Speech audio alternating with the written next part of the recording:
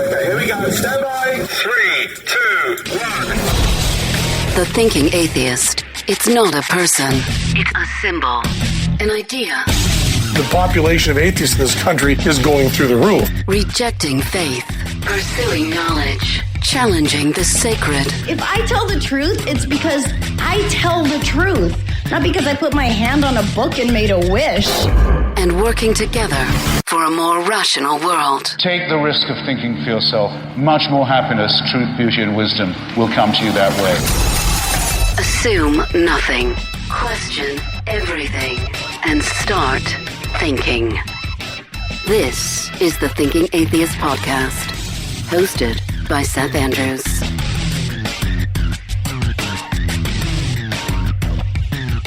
The Unholy Trinity rides again. My buddies Aaron Ra, Matt Dillahunty, and myself are all getting together for kind of a one-off. It's not a tour. It's just a one-day event in my hometown of Tulsa, Oklahoma. It's an event that's sponsored by the atheist community of Tulsa. And tickets are already available, and they are going fast. If you want to be a part of that day, I've got people traveling. I saw somebody's going to drive down from Wisconsin, I think, for this event. So I'm excited about it. February the 15th, 2020. Tickets and info at actok.org. That's actok.org. And I hope to see you in Tulsa, February the 15th, the Unholy Trinity Reunion Tour. I just finished a tour event, November 9th in Phoenix with Matt Dillahunty. You're about to hear the audio of that event. Huge thanks out to the Humanist Society of Greater Phoenix for hosting us. We just had a ball. And a special thanks out to Jennifer and Roxanne, Matt, Alex, Ron, Pam, Luke, everybody. Just an honor to be a part of that. And so that's what this podcast is the audio of that exchange. If you want to see the video, those video links are in the description box. Just find them there and click on them. The first half is hosted on my channel. The second half is hosted on Matt Dillahunty's channel. So this is the event held in front of a live audience of, I think, more than 300 people. It's titled Family, Faith, and the Future of Humanism. Enjoy. Wow. There's people here, Seth. I win. I knew if we said an evening with Seth Andrews, there would be people here. And yeah, we had a conversation over brunch. It was like, should we do a straw poll? Who came here to see Matt Dillahunty? Show it. Don't you dare raise your hands. It is such an honor to be here. It's funny, I've been out in the lobby and I've been having some great conversations. The challenge is that we've just begun the evening. I'm already starting to lose my voice. So that's weird. Look, product placement. It's really an honor. I'm so glad that you guys came. You know, it's funny. I spent the first 2 years of the Thinking Atheist behind the scenes not showing my face, because I was still involved in a career that involved a lot of church clients. I wasn't sure what was going to happen to my life and what happens when my employers find out and my family finds out. And so the first 2 years I spent just behind the logo, and people knew only my first name. And I came out as an atheist at a free thought event in Tulsa, Oklahoma. We had this big thing at a Unitarian church, and it was the first time that I met Matt. And we just became brothers. And so to be able to be here on stage with Matt and to share the event with him has been, it's really a pleasure. It's really something special for me too. And so thanks for being here, my friend. It's good to have you. Thank you. You know, people see us sometimes as good cop, bad cop. Isn't that weird? Like, people call my show and they're like, Seth, I love you and Matt. You're so friendly. And is that fair? I don't know if that's fair. I don't know. Why do I care what's fair? So there are people who are going to, I figured this out within the first couple months of doing the show. There are people who are going to hate me and people who are going to love me. And there are people who are going to like a call and people who aren't. And the interesting thing for me was very early on, when I figured out I wasn't going to please everybody all the time, is I would get emails, and one email would say, "You have the patience of a saint. I almost believe in God." And another email would say, "You are an arrogant, condescending jackass." But they were writing about the exact same call on the exact same episode, and I realized As long as I'm getting pretty balanced feedback and people seem to benefit from it, I'm okay. I just did a podcast conversation with geologist and paleontologist Dr. Donald Prothero. And we were talking about evolution, and I had this question, this total layman's question.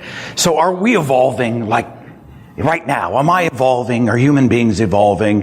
And we had that conversation about, well, what is evolution? And, evolution is not something that's trying to achieve an end. It's all about survival and whatnot. But I thought about myself in more philosophical terms. I have evolved as an activist, I think, since I started 10 years ago. I know it's been a lot longer for you, right? You were studying to become a Southern Baptist minister, is that right? Yes. And you were going to you were going to convert, rather, your college roommate, or was it a roommate in I didn't go to college. Just my roommate. So your roommate was an atheist, and you decided, hey, I'm going to go, and I'm going to figure this out, and I'm going to convince them. Yeah, I lost my job at Dell because and this is not BS, I'm still pissed about it. I did it too well. And so I got work done 6 months ahead of time, and they needed to cut headcount. My boss calls me and says, you just did awesome, but we have no work for you to do for this next 6 months, so we're going to let you go. And I'm like, hold the phone just a second here. There's two other guys that are taking much longer to get work done. Why can't I do their work? But that's another story. And so when I lost my job, I was despondent because I'd been raised, you have a good work ethic, you put in the hours, you maybe show dedication to a company, and maybe they'll have some dedication to you. I should have known it was bull because my dad works for the airlines. And so he started with TWA, and then when they went bankrupt, he went to American. American bought them out. So he was hopping jobs and doing extra jobs, and the company had they lost their contract, they lost their retirement, everything. So I should have known that was not the way things really worked. But I thought God was punishing me because all my life growing up, I thought God wanted me to be a preacher. I know my mom thinks that because she told me. I know that people in my former church thought that because 2 years ago, maybe 3, I did a debate with Mike Lacona at Austin Baptist Church on the resurrection. And some members of my church from when I was a teenager flew down from St. Louis. I hadn't seen them in 30 years or more. Waited, listened to everything, and then one of them got up during the Q&A. The video's up online, so I don't have to give my creds anymore after this. And he's like, you may not remember me, my name's so-and-so, I was a deacon at the church, and I just wanted to know, we all thought you were going to go on to great things. What happened? And in my brain, I said, I went on to great things, dumbass. But I did not say that out loud. Instead, I gave them the explanation they were looking for, which is how did I get from A to B? And when I thought God was punishing me, I decided to get serious and focus on prayer and study. And my roommate was an atheist, and I set out to figure out what I would need to do or say to help him. Because I didn't want to get to heaven and have God say, why is this guy you love like a brother burning in hell? I put you there. You're supposed to witness. And so he and I never had a conversation, my roommate and I, about this until afterwards. It was like 18 months of prayer and study and everything else. And I find my way out, and we were working at the same place then. We're driving home, and I said, hey, I think I'm kind of agnostic. And he goes, cool. And he just kept driving. And now he's supportive. By the way, for those of you who heard the story before, you'll also know that I had to leave the Fellowship of Free Thought event early last April because he had 3 heart attacks and was in a coma. He was in a coma for a couple weeks. I went and visited him. There were times when, let's get the whole family in because he's probably not going to make it through the night. He is alive and well thanks to science. He is going through physical therapy. He runs fitness events and stuff like that. So I don't think anything's ever going to stop him again, but he's taking life seriously. So for everybody who is worried about my friend, he's doing much better. And Jean, if you see this, hi. But you were, a different kind of activist 15 years ago than you are today, or no? Yeah, I suppose so. I got involved in the show kind of as an accident. I was writing for online sites. I'd found my way out, and I was no longer on fire for the Lord. I was on fire for skepticism, humanism, and atheism. They're in that order pretty much for me. Skepticism and humanism are basically tied. They're different things that put them at the same level, and atheism's at a lower tier. But I stuck with what I knew. And so I was writing like counter sermons for online e-magazines and stuff like that. And people at work knew I was doing this. And one of them was like, oh, there's this atheist show on public access. You should watch it sometime. And I was like, why would I want to listen to a bunch of people I agree with? They're not my audience. And so the person works like, no. It's a live call-in show. They take calls from theists. They have little miniature debates and everything else. It's really good. You should watch it. And I was like, yeah, whatever. It turns out Jeff D., who's one of the longtime former hosts and co-hosts, had lived in the same apartment complex that I lived in and had put a flyer up by the mailboxes for the atheist experience. And on a Sunday, I walked out to check my mail, and I saw the flyer, and it was if the heavens parted. And I just realized, oh, crap, it's Sunday. That's about to start. Yeah, I think I heard something about that. Maybe I'll watch it. You can go back and you can dig in and you can find the episode. I watched it. Ashley and Jeff were on, and Jeff said something that I disagreed with mildly, and so I called in to tell them. And they said, hey, by the way, we have the after dinner show, and if you're here in Austin, why don't you come on down and join us? And I did, and then the week after that, I was screening phone calls and doing all the behind-the-scenes stuff. And one day, Jeff forgot it was his week to host the show. And so Ashley looked at me and he said, well, you want to co-host? Yes. Yes, I do, as a matter of fact. Don't go back and watch those old episodes. I would hope that in 15 years I've improved a little bit. But on that first show, I went home to my roommate, and I said, guess what? I co-hosted the live show today. And he goes, oh yeah, how'd you like it? And I was like, that's going to be my show in 6 months. And by the way, it's not my show. It never was. I just meant this is what I'm going to do. And it was. And you're good at it. Thank you. And I don't know. I watch my own activism. I think when I first came out, who here came out of a faith of some kind? Can I just see you? This is like a self-help meeting. Look at all these hands showing me. Hi, I'm Seth, former Christian. I've been sober for 10 years. Hi, Seth. Did you say celibate for 10 years? No. I was like, I didn't think we were supposed to talk about that. But when I first came out, is anybody else, were you hot? Were you just like, God, I feel like I've been lied to, and I feel like I wasted a bunch of time, and why was I so thick that it took so long, and I found myself and you can see that in the temperature of a lot of my work, a lot of my early stuff. There's a lot of sarcasm that laces it, and many people respond to that stuff. The story of Susie, and I did a video called Noah's Ark, God, Giraffes, and Genocide. We did the Bloody Bible series where we talk about, King Saul and David with the foreskin delivery for the dowry, and we actually had animated foreskins in the video, and he delivers them on a plate, and, to draw a circle around the absurdity of the Bible. And I think there's utility in that. We ridicule the ridiculous. We take and roast the sacred cows. Because they are called sacred, sometimes it's healthy just to turn up the heat and roast them because they deserve it, because we can, because we're no longer afraid. And I went through that for a period of time. But I found that as far as changing minds, I wasn't changing a lot of minds that I knew of. I was helping to sort of reassure some people who were going through a journey on their own. But in conversations, I never ridiculed somebody out of their faith. I never went over and said, Santa Claus for adults, that's what Jesus Christ is. And they said, you're absolutely right. I'm totally wrong, and I'm going to reverse my positions. And I became frustrated. Except that does happen. It happens on rare occasions? Yes. So the one thing is that people believe for a lot of different reasons. No, hang on, hold on. Go ahead. Before you go on. In the one-on-one, in the micro encounter, I'm not talking about the macro. Oh yeah, no, that shit's not going to happen in a one-on-one. In a one-on-one conversation with a non-believer, or with a believer, you're not going to say, you worship Santa Claus for adults, and they're going to change their mind. Not with that alone. But what I find is that, and I've used this example before too, and it's a good thing you picked Santa Claus. Did we bring kids tonight? Santa Claus isn't real. He's completely real. But the way people go about finding out this is that there's the one type of kid who just gets curious and starts investigating all on their own. Or maybe something doesn't sit right with them, and they dig around and they find presents hidden in different places, and they start sorting through stuff, and they put the pieces together like they're Nancy Drew.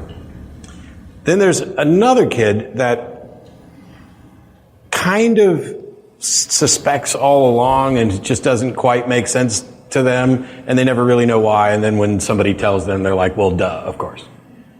And unfortunately, there's another type that is going to hang on to it until they're on the bus to school and someone is teasing them for still believing.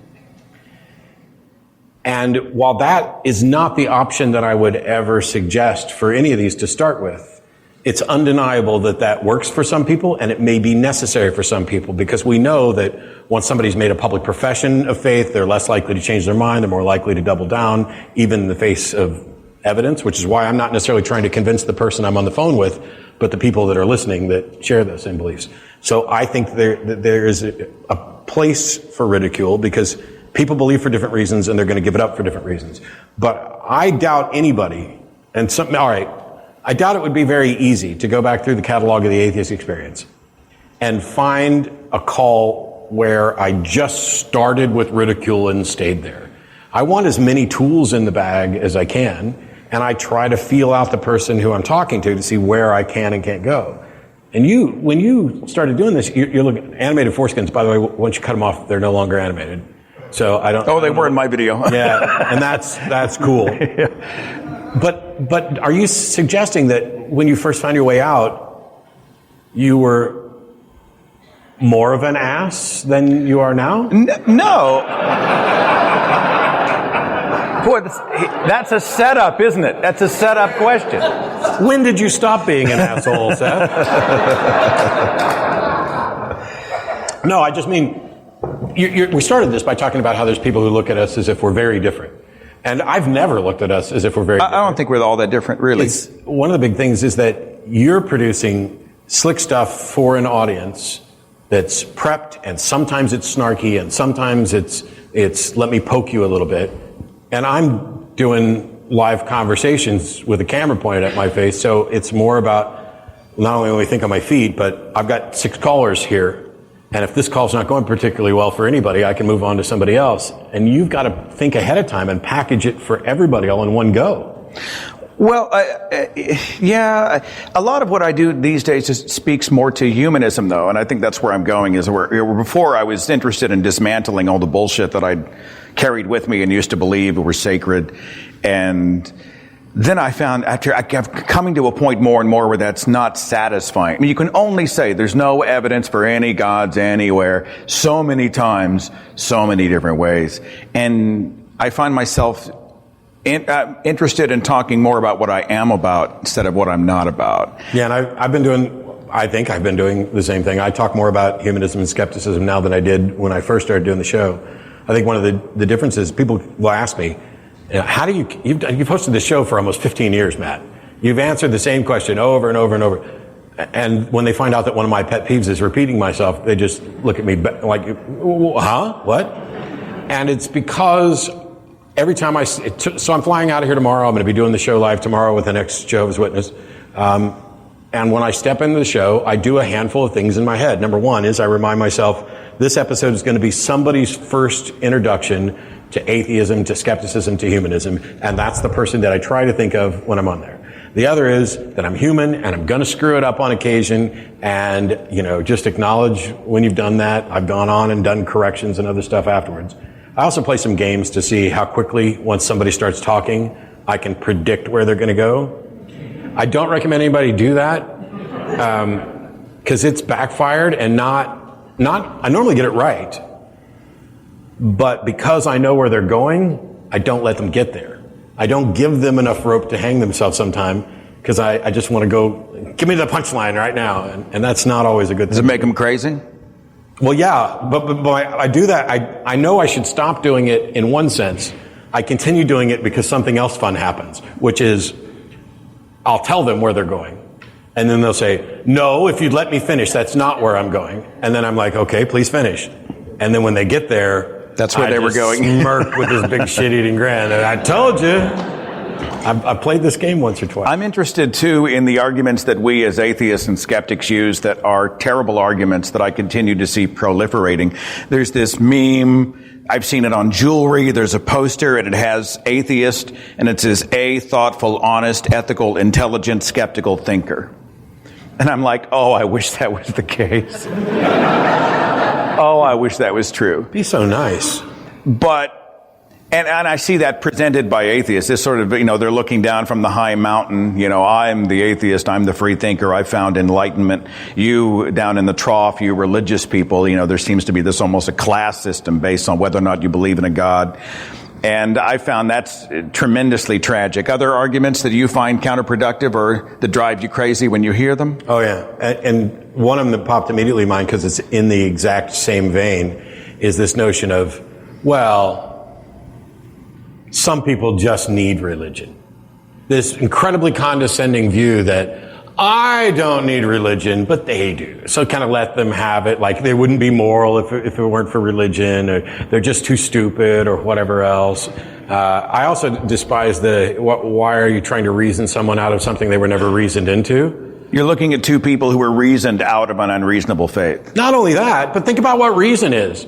Every belief you hold, everything that you are convinced of, you were reasoned into it. It just may be very, very bad reasoning. And how are you going to change somebody's mind with anything other than reasoning? The arguments, the evidence, the process going through. Exposing that bad thinking is how you fix it. And so when I hear that, I'm just like, clearly I'm sitting here with somebody who doesn't understand reasoning. And so how am I going to explain reasoning to them? It's almost this pot calling the kettle black when the kettle's blue. We've been on stage with someone who said religion was a mental illness, or religion is insanity, or those who practice religion are insane. And I'm like, I wasn't crazy. I wasn't insane when I believed in a God. Yeah, my IQ didn't go up when I stopped believing either. In a colloquial sense, did I perhaps get smarter? Maybe. I think, by and large, I just learned some things that I didn't know previously, and I embraced some things that used to terrify me. The notion that it's okay to say I don't know, that I don't know is the starting point to finding out what the right answer is. Because if you think you've got the answer, you stop looking. You mentioned your family just in a casual way a minute ago. You talked a little bit about the recent, was it a letter from your mother? It's my 50th birthday card, came with a letter. Yeah. For those who haven't heard the story, just in a nutshell, you got a letter from your mother who essentially was saying what? It was a bunch of passive-aggressive crap. It's one of the most watched clips of the past year, and it's the one I hear about the most, because a lot of people who watch the show just think, well, Matt doesn't have to deal with the crap that I have to deal with. Yes, he does. And it's like, I wish I brought it, and then you could all just look at it, but up in the top right-hand corner of the letter, there's YouTube preachers that she thinks I should be watching. Then there's the obligatory list of Bible verses over here. And then it's Dear Son. And then it's about half a page of, it's been a joy to be your parent and a pain. And before God snuffs out your candles. She thought she was being clever because of birthday candles. Let me just share blah, blah, blah, blah, blah. And then my dad tacked on a note. And it was, we'd had a 6-hour conversation over Christmas for the first time in years. And I'm not going to go back through all of it again. But I'm like, I put my foot down. So I cut my parents a lot of slack for a lot of years. There was one occasion where my mom emailed me maybe a decade ago, and I decided to reply as if it was just anybody emailing me. So I spent 2.5 hours clickety, and your religion is garbage, and this is irrational, and this is immoral, and blah, blah, blah, blah, blah. And then I clicked send without proofreading anything, because I was afraid that I would go back and soften it for Mom. And she wrote back, and she's like, oh, you're just like me, you're so logical, but Jesus fixed it all. Oh, yeah. I had those same concerns. And so now here we are a decade later, and I get this as my birthday card. I sent them I don't remember if it was an email or something, but I let them know that they shouldn't waste money on cards or letters ever again, because every piece of mail that comes from them will go into the trash unopened and unread. And if they want to actually have a conversation that is not one-way preaching at me, I'm happy to sit down with them and have an actual discussion again. But I'm 50 and I'm done fucking being preached at. Are we allowed to say that here? Okay. I will occasionally use colorful language. If that bothers you, fuck off. Sorry. It's not my intent. It's just that there's far more things to be concerned about than whether I said a funny word. Yeah, it's funny. I was almost named after my dad. My dad's name is Ted. Do I look like a Ted to you? No. You look like a TED Talk. But I have a twin sister. She's 5 minutes older than me, Seth and Beth. So they wanted the rhyming names for the twins. Yeah. And it's funny because people will meet me and they're like, "Oh, you have a twin sister? Are you identical?"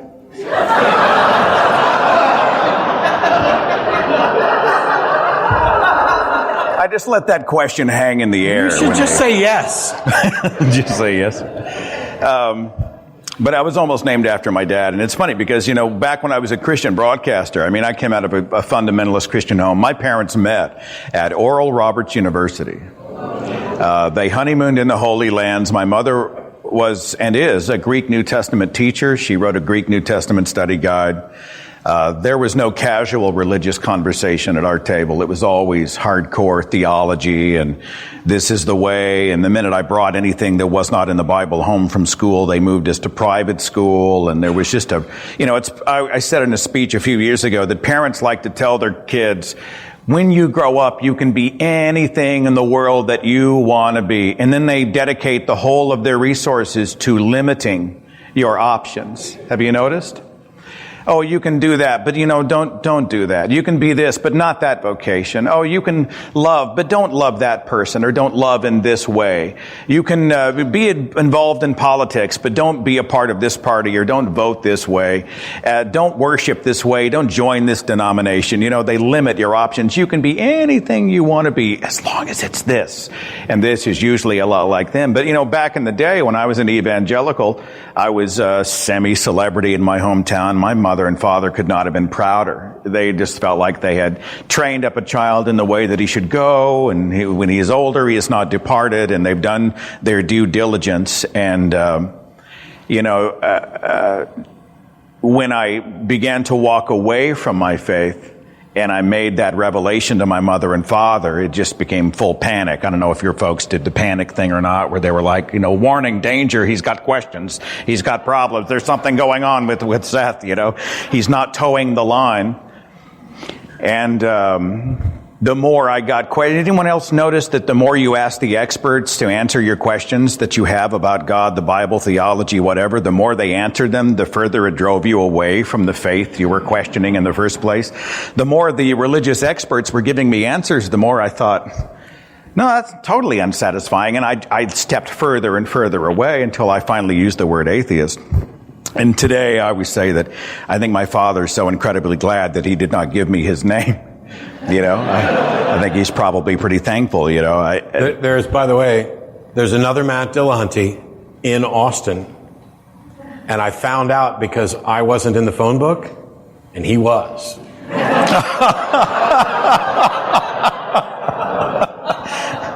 So he's getting all sorts of vitriol and angry and...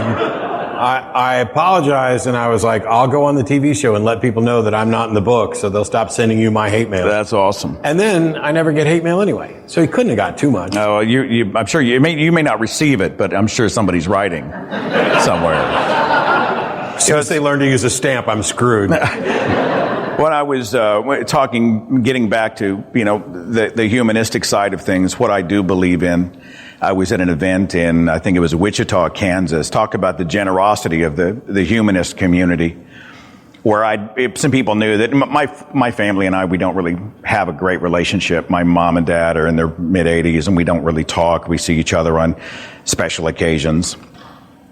I don't know. Is your mother the kind of person that just knows Jesus exists but doesn't know anything about her Bible at all? Yes. Okay. And that was a mild surprise to me last December when I figured that out fully. Like I figured maybe she'd made an emotional commitment and she had a cultural connection to her faith, but she knew nothing about the basic tenets of her own religion, right? Kinda. How am I wrong? What am I missing? My mom's nuts. So,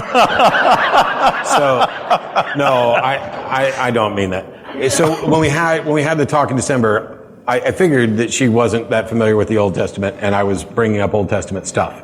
And she's like, well, I don't know that much about the Old Testament. And so I switched to the New Testament. Turns out, doesn't know all that much about the New Testament either. What's happened is over these years where she's been largely homebound, her friends are Jesus and Dad, and whatever preacher she listened to that she liked last.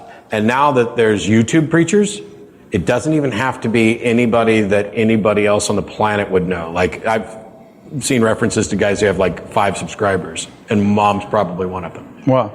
And they give you the verse, they give you the sermon surrounding it. I've watched her growing up, sitting there with the Bible in her lap, studying, highlighting, and it's like none of it sticks except for that which is convenient, which explains me, because I got subpoenaed the other day to appear as an expert witness on the Bible in a case in Georgia, and I'm like, what? It came with a letter talking about my unmatched biblical knowledge, and I'm like, dude. Wow. Not only is it matched, it's not even that good, and I don't remember half the stuff. Now I remember the verses that are convenient for me to use as an atheist, like Luke 6:30. A guy emailed just a couple weeks ago to say, hey, you should start using Luke 6:30 more, because that basically is the one where it says, if anybody asketh anything of you, give it to them, and if they take something of yours, don't ask for it back. He's made $2,500 debating theists, just pointing to Luke 6:30 and saying, give me $500. Because evidently some of them will do it. Otherwise, they risk looking not like a true Christian. Is that real? Come on. Are theists really forking over the cash? I used it in a debate once, and the guy gave me money, and I donated to Planned Parenthood.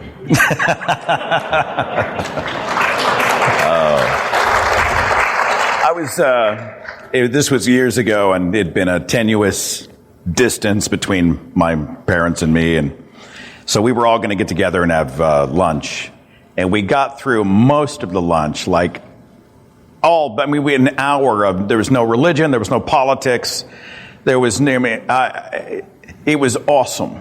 And we were just being together.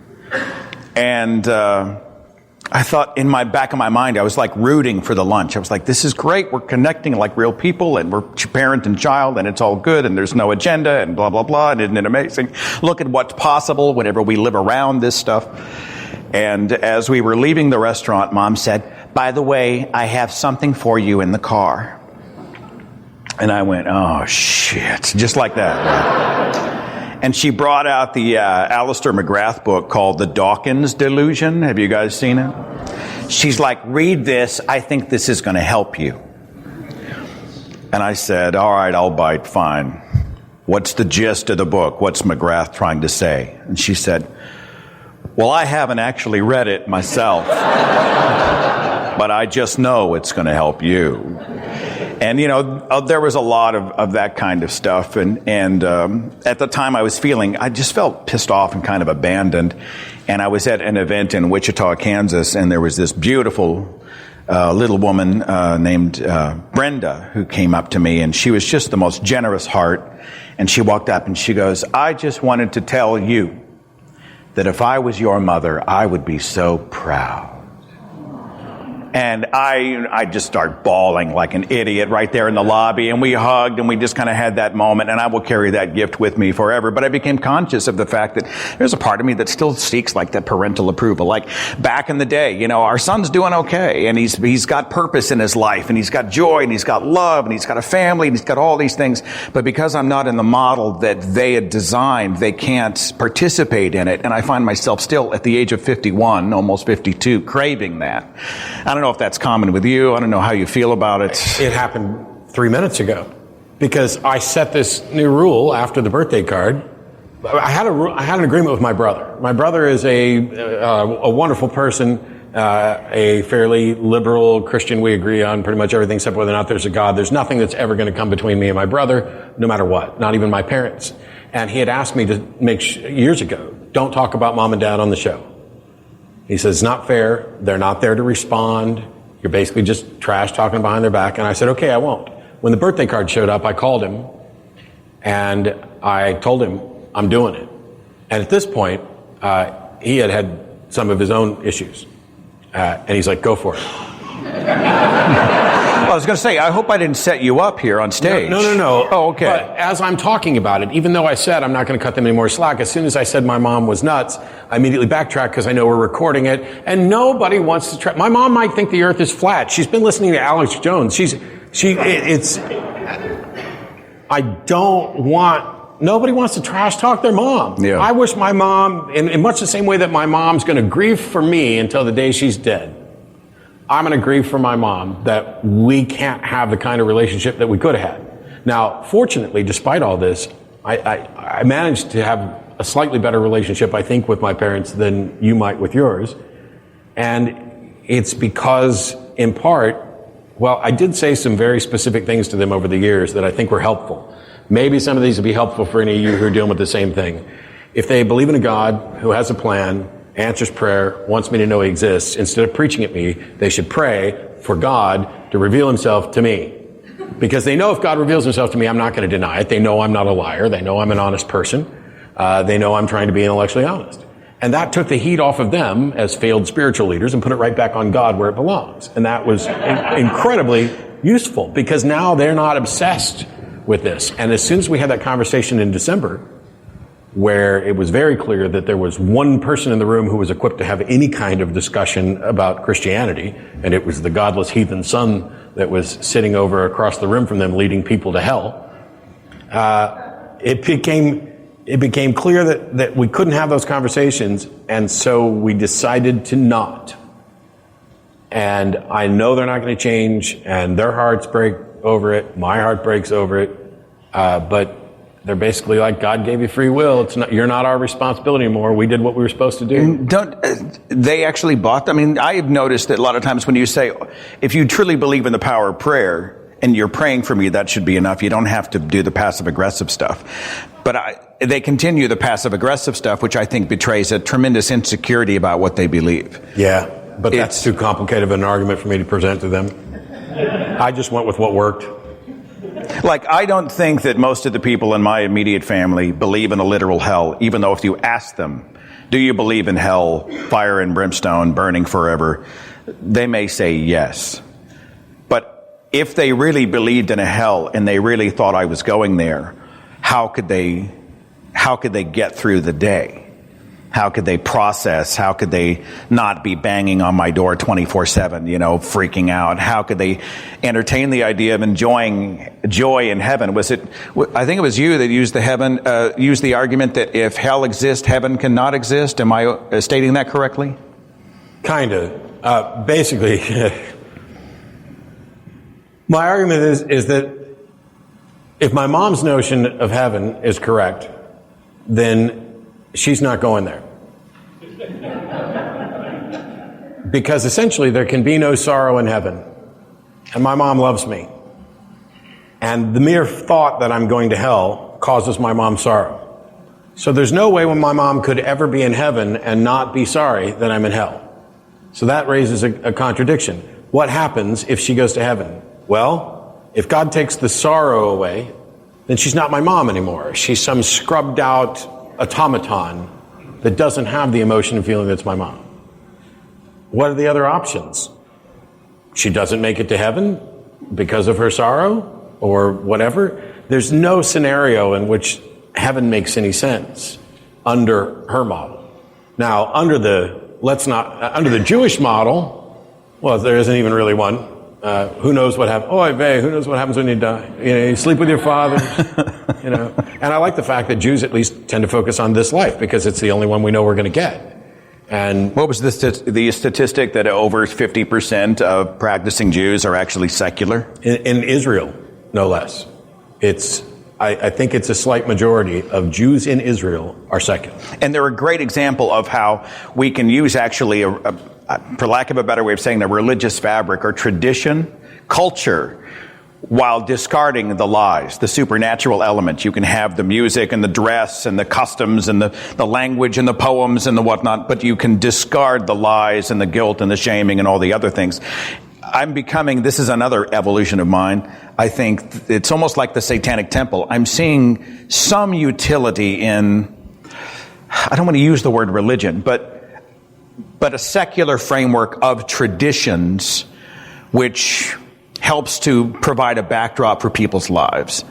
Because there is utility, I think, in that. I mean, if you want to practice a certain way, or you want to have certain kinds of customs, enjoy certain music, dress, those types of things, as long as you're not lying to people or diminishing them as individuals, I think there's great utility in that. I don't have a problem with it. I'm not that fond of tradition for the sake of tradition. If it's the sort of thing that's used to bind a community together, and that's a benefit, I mean, that's the thing to talk about. To provide a framework for the human experience, perhaps is the best way I would say that.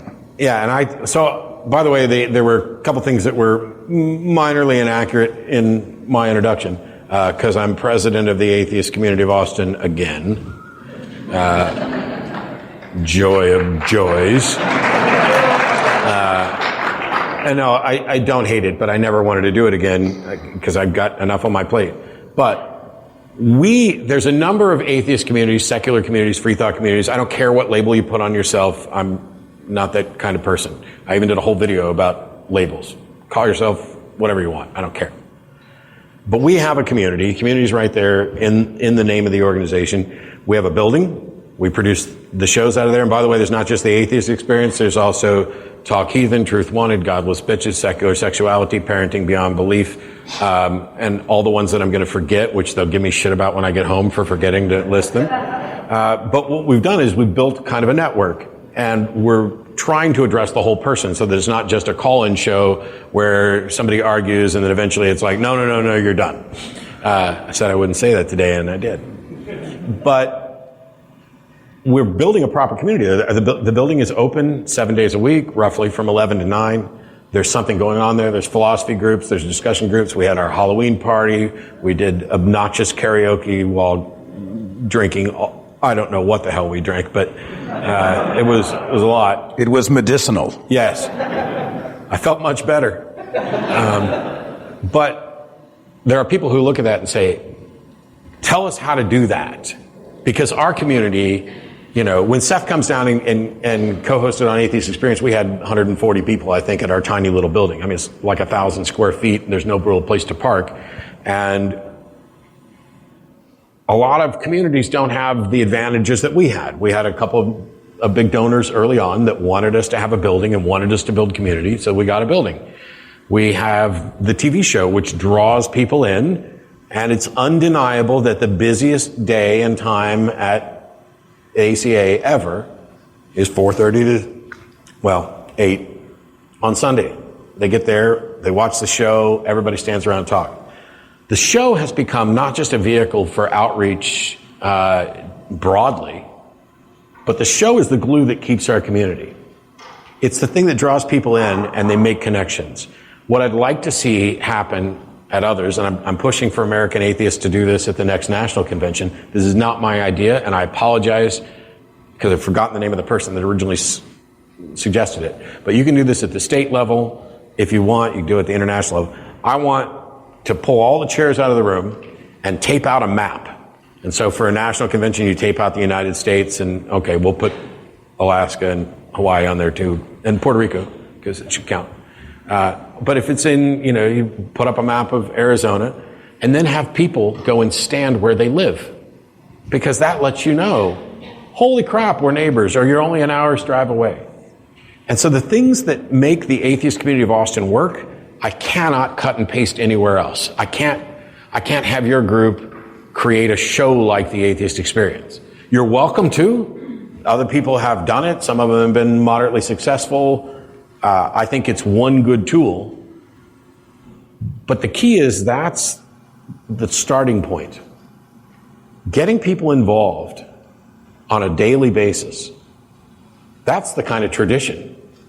Wednesday night becomes a tradition because we're going to go study philosophy something. Anybody here know Jim Barrows?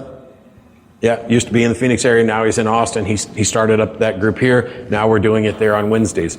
There's a bunch of other discussions like that. Don't get discouraged, because I've been at this organization for more than 15 years. I was president for 7. I was not president for 7. Now I'm president again. And the way I run things is a little unorthodox and probably irritating to some people. If you want to do something that's within our mission statement, do it. But you don't get to show up and give the dozen or so people who are always there a task to do. So if you want to say, hey, we're not doing enough family-friendly events, I want to do something for kids, cool. Are you willing to lead that project? And if not, can you find somebody who is? Because I don't just exist for people to come give me work. But saying yes to anything and everything. We've done roller skating nights. That lasted 4 weeks until I was the only one still there. In all the years we've done this, there may be, at any given time, there's usually a dozen to closer to 20 people who are the ones that do a lot of stuff, and the rest show up. Recognize that that's okay, that there are people with lives, maybe they can't commit, and you'll find the people who have a passion for creating a space for everybody. And don't give up just because we're not as big as this community or we're not as big as that. Your organization needs to be exactly what the members need it to be. If it's just a social get-together and that's what they need, do that. If it's a political activist thing because that's what draws people in your area, do that. But we need a gazillion little communities, and then you get the little communities talking to build bigger communities. And rather than having, I realize I shouldn't say this because it's like job security, but rather than having a big-ass convention every month or for an organization once a year. I mean, Free Flow does it every other year, which I think is smart because there were too many. Do the things that the people in your area want to do. And they'll start talking about, hey, I'm excited to do this, and they'll show up with people, and people will show up randomly. We have people come in because they see Free Thought Library, and they're like, oh, I bet I could go in there and use their copy machine. And they walk in the door, and, Mark will be in there working on editing something, and I'll be sitting around sometimes, very rarely, but I'm there. And they'll be like, hey, could I use a copy machine? It's like, oh, we're not that kind of library, but I'm thinking about getting a copy machine. Because some of them that come in to do that will stay and talk. Well, what is this place? Why is this here? Why do you atheists talk about God so much? I don't know, maybe the same reason doctors talk about disease so much.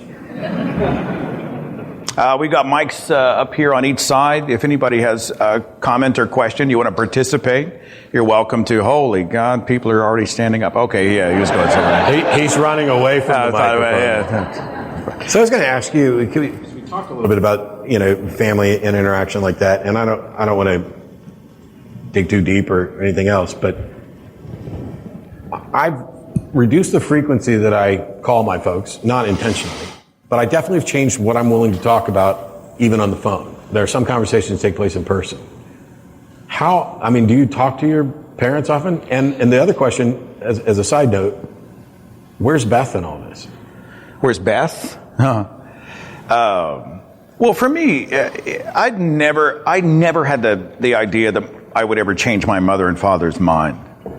Like, of all the people I'm out there trying to reach, Mom and Dad are like, not because I don't care about them, but because I know them so well that they're not my target audience. If they ever had a question or I felt they were sort of doxastically open, I would love to have that conversation. But knowing them and how pot committed they are, my goal has never been to deconvert my mother and father. And that kind of thing happens. If you read Dan Barker, former pastor's story, he had a conversation or 10 with his mother and father, and they're both atheists today. I'm so jealous of that story. It can happen. And I don't want to act like I'm writing them off, I'm just saying they weren't my first priority. I was most interested in the people who were going through the same journey I was, helping them feel like they were not alone. And so when I dealt with Mom and Dad, it was mostly about boundaries. Like, you don't get to cross this boundary. You don't get to say that I'm an embarrassment. You don't get to tell me that I can't have all the good stuff in life. You don't get to label me in this way and decide who I am or what I should be. And when I drew a hard line and really cut some cords a while back, and I've since begun to try to reconnect them a little bit, It was about a violation of boundaries, and this is the encouragement I give my listeners. They can pray all they want for you. Knock yourself out. They can disagree to the day, till the cows come home. But they don't get to step over the boundary of your life and dictate who you are, your identity, to inject constant negativity. Families give themselves permission, especially mothers and fathers believe that they have like this permission to, well, you're my child, so I get to tell you how it is and what you should be. And that violation of boundaries is set clearly by me. If you do this again, I will block you on my phones. We will not have a relationship. If you continue to sin, and with Mom and Dad, it was mostly these sermonized texts. If there is a hell, it's a sermon in text on your phone. Like Jesus can't appear before me and tell me what he wants. He needs Mom and Dad to send me a text of Bible verses, and I would be like, okay, I get your point, but you don't get to do this anymore. And when that didn't stop, that's when I drew a hard line. And we've reopened conversation, and it's the most cursory kind of small talk. I hate small talk. It's it's never how's work. They never asked me that. But how's Natalie? And have you traveled? Have you been on vacation? Not have you traveled to a convention? We're right here on the top and underneath. You guys ever see Ghostbusters 2, where under the streets there was that river of slime under the city? That's what it's like. We're up here on top of the street where it's calm, and underneath is this undercurrent of just stuff. And it's the elephant in the room. It's this unspoken thing, and it's always tense. It's always tense. And I'm very aware of the fact that we're not talking about it.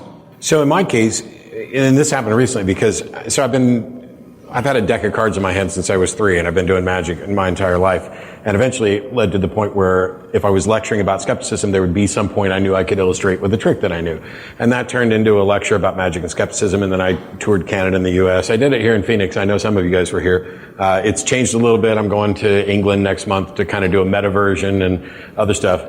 But when my folks found out that I was doing more magic shows, now all of a sudden they could ask me how work was. And so when my mom would be like, well, how are things? I hate that. It's like, would you like me to give you the weather report too? Because you don't live here, so definitely the weather doesn't make any difference to you either. And so when they found out I was doing more magic shows, they're like, are you traveling this weekend for a magic show? And at first I was just like, yes, because I just wanted to give them the easy way out. Because at least, they're showing an interest in my life. And then I realized they're not. They're so happy that I was doing something other than atheism that that's all they want to focus on.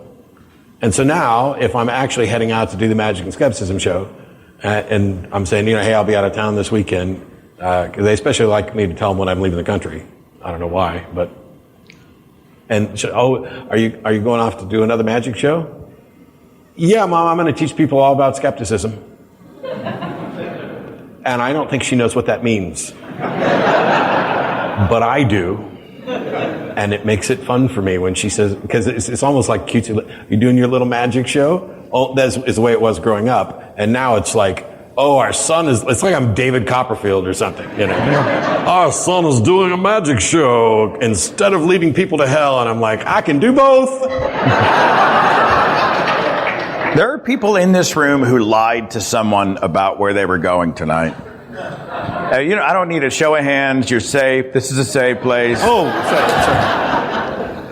But I know. I've been to conventions, and there'll be a couple that comes up, and they're like, we told our parents we were going to a marriage weekend. Or I had someone tonight who was a friend who said, well, I told my family I was going to a science conference. Right? Because it's a cost benefit. You probably have had those moments of, you're at the fork in the road. Like, how much grief am I willing to go through on this occasion? Do I want to fight this battle? Do I want to fight on this hill on this day? And sometimes you're playing chess, not checkers, and you decide, well, this weekend's about me, so I'm going to say this so I can go and have a good time. So wait, you're on a plane, you're flying here to Phoenix Somebody sits down next to you and they ask you what you do for a living. What do you say? It depends on the situation. It depends on me.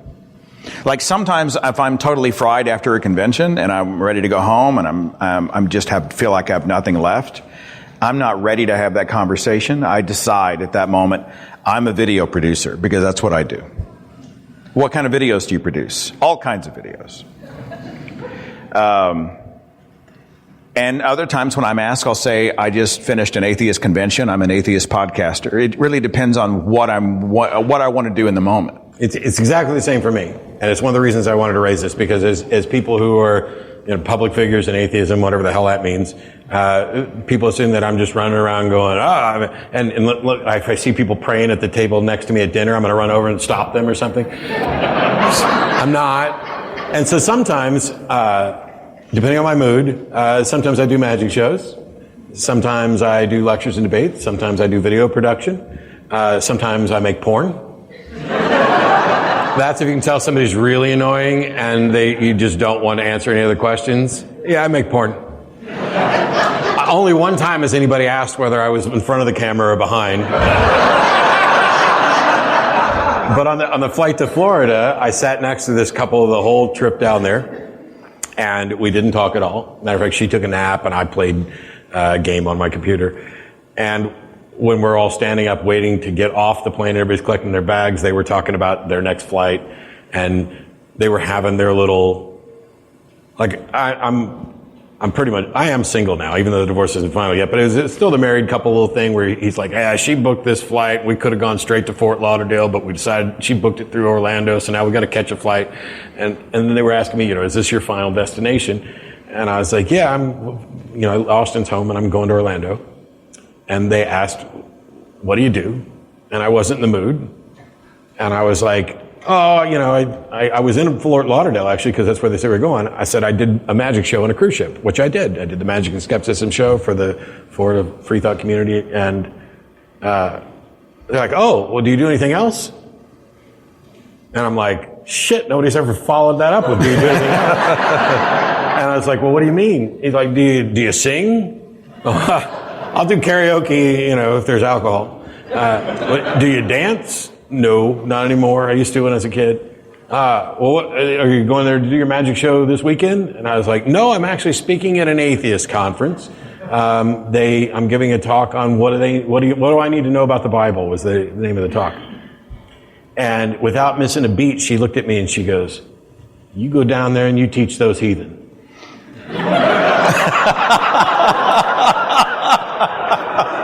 And I looked at her and I said, I am those heathen.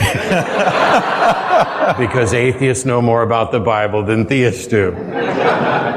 And she's like, oh. And no more questions were asked. I'm sure. I've told this story before, but I have to tell it again. If you've heard it, please forgive me. But there is some utility in, whenever possible, being honest and speaking out about who we are and what we do. And I really do try to do that as much as possible, unless I'm just fried and it's a boundaries issue. I'm just not in that space. But I got this call that my cousin, Susie, was going to be in town for the first time in like 15 years. I hadn't seen her in forever. And so they said, would you like to come over and say hi? And, I don't do a lot of family stuff. And I said, yeah, I'll come over and I'll hang out. And so we were all there. We're all sitting at my sister's house. We're all on this big table. And there was Sue and her husband, Mark. And then there was my parents and my siblings, and everybody was all gathered around. And we're all playing catch up. I mean, that never comes through Oklahoma. And so she began asking these questions, genuine curiosity.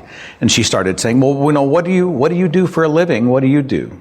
And they would answer. And, of course, in my family, it's, well, I do this. And so-and-so's on the board. They're on the deacon's board at their church, and their kids are on missions trips. And, everybody's extremely religious. And they started to go around the table asking, what do you do for a living? And I realized that eventually they were going to get to me. And I had my heart just sank. Because I'm like, Jesus, I did not come here for this tonight. I did not come here for conflict. I did not come here for tears. I did not come here to be an embarrassment to the family and to reopen old wounds and to go through all the bullshit that we've been going through for 10 years. I came to say hi to my cousin. And so finally they're over here. They're over here. What do you do? What do you do? And they got to me. And she goes, so now what do you do? I said, I'm self-employed. I'm a video and audio producer.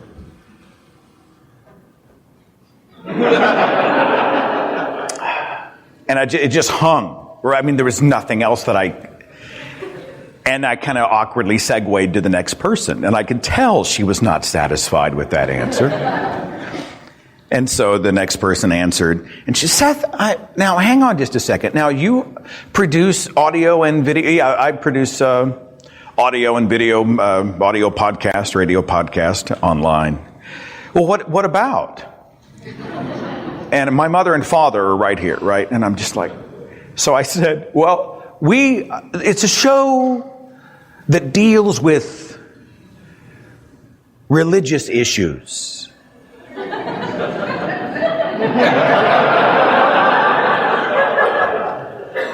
How Orwellian of you. And I segued off. I mean, I'm trying desperately to avoid that moment, you know. And I could see her. She was about to come out of her chair. Like, she totally was not going to let that sit in the room. And as everybody else was loud and proud about who they were, what they thought, what their value system was, how they made a living, you know, the things that were important to them, I had this moment of epiphany in that moment. And it changed me. It changed how I approach people from now on. But I thought everybody else at this table is unapologetic about what they are and who they are and what they think and what their values are, what is important to them. Why am I sitting on my hands? Why am I sitting here trying to keep the peace, trying to make sure that so-and-so feels comfortable? Or doesn't feel uncomfortable is a more accurate way to say it. And I just had this snap happen in my brain. And so she came back to me a third time and she said, so back to you, Seth. Now, tell me more about, now you do a show? And I looked at her and I said, I host the #1 atheist podcast in the world.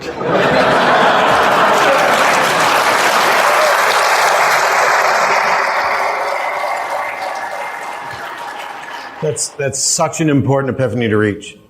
I've heard you tell that story several times before, and every time it's like I'm hearing it for the first time, because I bet people out there, we're relating our stories. I'm sure most of that has happened to many of you at different times, but I'm just sitting here every time you tell the story and I'm like, how shitty is it that you're the one who's caring about what everybody else thinks, and they, not only do they not necessarily care, they're sitting there anticipating your response, dreading it, and didn't even flinch when they start talking about their church. They're literally, they're throwing it in your face, knowing that you're getting ready to answer. That's probably one of my favorite Seth stories. When it came out of my mouth, of course, my parents were like, they just deflated, you know, but I was waiting, right? I was waiting. How could you do this to us? How could you embarrass us in this way? You know, we invited you to our home, and, you know, in the drama and the emotional blackmail and all the other stuff. And it didn't happen, right?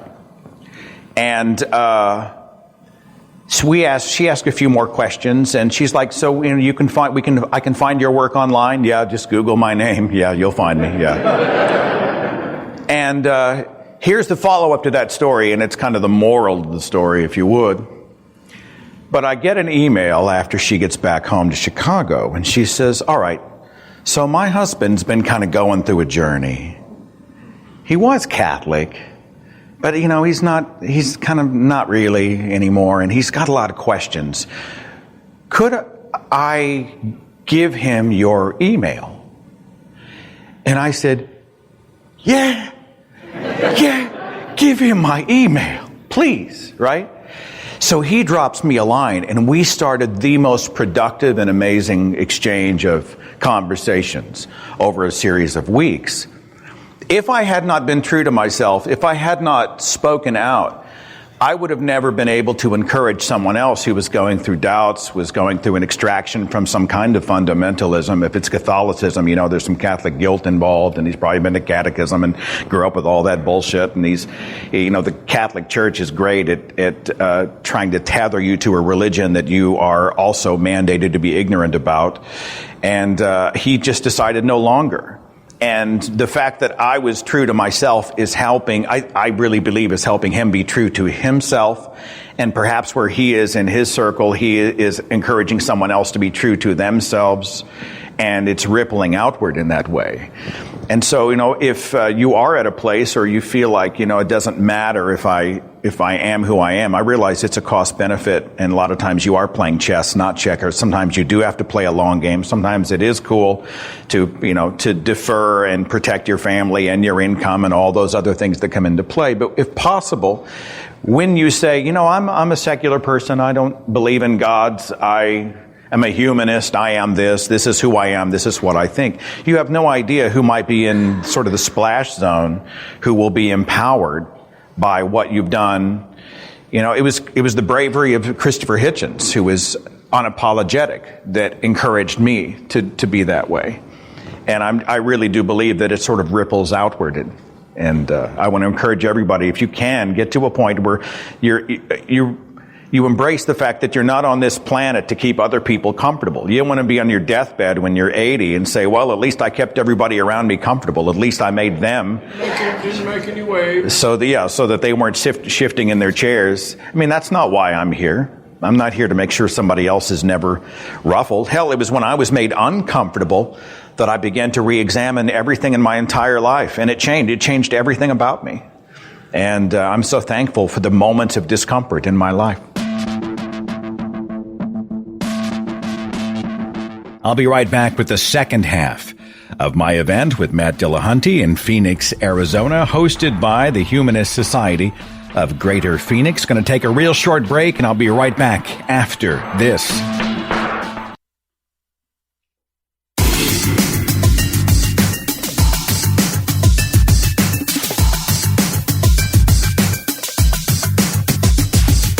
Thanks so much for listening.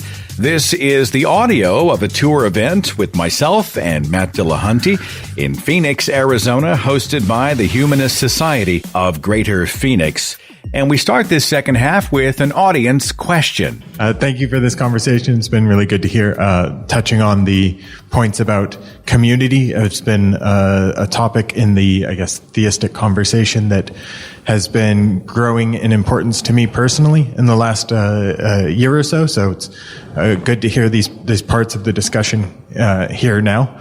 The Humanist Society kind of turned me onto that concept. So my question is, in the last couple of years, something that I've seen in the one-on-one conversations that I have is a growing number of people that had identified as atheist and then are going back to identifying as religious, not because of a belief in the God, but for the community and the simple moral reasons, which is something I've personally seen more. It's very anecdotal, but I was wondering if it's something that you've encountered, either of you, and how you address something like that.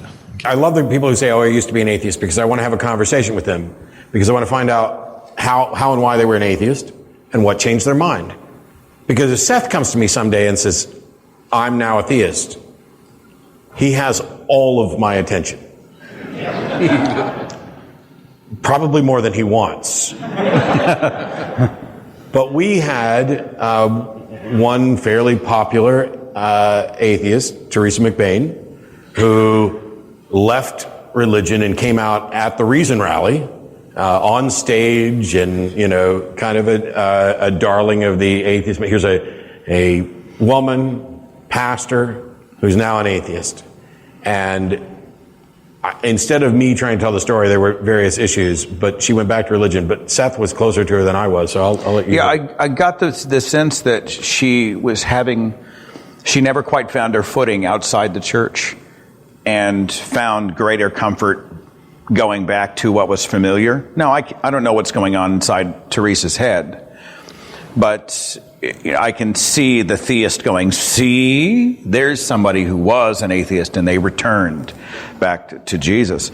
But knowing Teresa as much as I did, and seeing her story, I see reflections of it in perhaps the rare other instances where I see somebody who may have been a non-believer, but they returned to the community of church.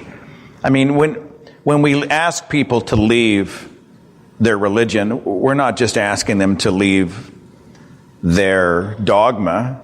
We're asking them to leave the place that knows their name every Sunday morning and welcomes their kids and has community breakfast and visits them in the hospital and brought them groceries when they have a problem, and where they hang out on Wednesdays, and where they go to find family and comfort and friendship and those types of things. It's an entire social network. Community is really the one thing that I think people struggle with when they leave.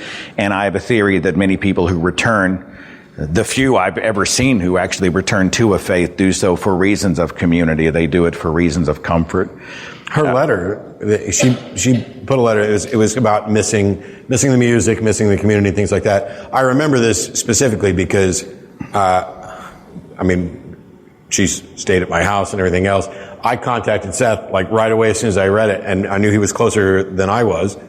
And I asked him if he could maybe arrange to have her and I on The Thinking Atheist so that I could debate her reasons for doing that. And then I realized, and he pointed it out, and I agreed that wasn't necessarily the right way to go about it, and the reasons that she'd given were personal. But I don't see an exodus of people especially those who've come out of the church, going back. I mean, would any of you, which pill do you take to go back to the Matrix? Would you take that pill again? I would rather live a harder reality than a happy fantasy. It is actually more satisfying, even despite the difficulties, to be outside of the faith, knowing all that I know. I would never want to go back. And I really, when I run into people like you, and like Matt, and like wherever I speak to people, they are the same way. There's no way I'd want to rejoin the club and check out intellectually and cheat myself of living in the real world. I'd never want that. So I don't see, despite the community challenge, which we as atheists, rationalists, agnostics, humanists, whatever your label is, we struggle here, and we need to definitely work on the community aspect of it. We're asking people to leave a community. What are we giving them in return? What are we providing? What kind of a net are they going to land in whenever we have, our doors open? And I think, we need to do a better job of putting aside many of the petty differences we have, some of the politics that we have within groups, some of the sort of this pride that we take in being independent thinkers, the cat that cannot be herded, and realize there are people out there tremendously hurting who need. We're social creatures. We're communal creatures. Most of us need someone. We need each other. We are better together. We'll get more done together. And I would like to see us do a better job of having a soft place to fall for those who are walking away from the faith. And I'm going to add something. Take it however you want. This is a pretty white room, and there's two white guys sitting up on this stage. One of the ways to... I saw you, brother, and I'm thrilled.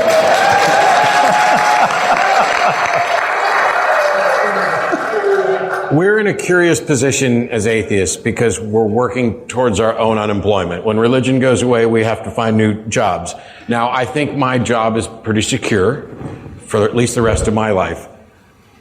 So the smart thing for me to do is just to keep accepting every time, humanist, free thought, secular group wants to have me come speak. But I'm going to encourage all of you within your groups with events like this.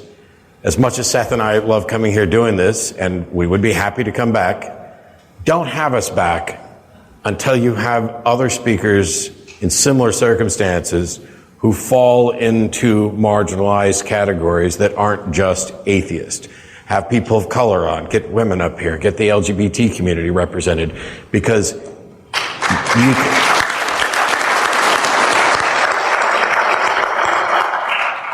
one of the reasons that this room may be fairly white is because we are. And so if we're going to break down those barriers, people want to come and attend and spend time when they see themselves represented. Now, if I never work again, because every speaking engagement I had goes to Mandisa Thomas, cool. I can still do my little TV show from Austin, Texas, and never show up anywhere again. But we've got to do a better job of that. And that's how you build and grow communities. And it's not like there's a quota or a diversity checkbox, you know. But I live in Austin, Texas, and there's a massive Hispanic population in Austin. How Hispanic is the atheist community of Austin? Not very. And I can't do anything about that because I can't go in to the Hispanic neighborhoods and start knocking on the door. Hola. The gringo is here to save you from Jesus. I would have rosaries embedded up my butt, and it'd just be terrible. That's a t-shirt. The gringo is here to save you from Jesus. This gentleman over here, go ahead. Pedro, yeah, go ahead. All right. Speaking of microphone. Speaking nice of and close. Vegetables. Anyways, first, I have one comment and I have a question. But first, okay. Thank you very much for being here. Thank you. I'm so glad that I met you, and you too. All right. Thank you, Pedro. I'm washing my hands for about a month. Oh, go my God. Okay, but if I'm sick, you're going to get it too. Okay. Earlier, Seth was talking about your mom. So he was talking about your mom. And then at the end, he says, what am I missing? So I was thinking, you answer. My mom is nuts. Wait a minute. What does that mean? He said, my mom's nuts or my mom's nuts? Oh. That's a way better joke than I deserve. I have no response to that. Okay. I have no response. I can't contribute. It did confuse me, though. It's like, wait, what did he mean? He really meant that his mom's nuts? Yeah, and by the way, one of the reasons that I backed off from that wasn't just because I'm worried about trash talking my mom, but it was because something else you said, where people seem to have this idea that religion is mental illness, which we already talked about. It's not. Just get over it. Nobody's a perfect thinker. We all make mistakes. Most of us in the room made those mistakes. If it's not in the DSM, stop pretending that it is.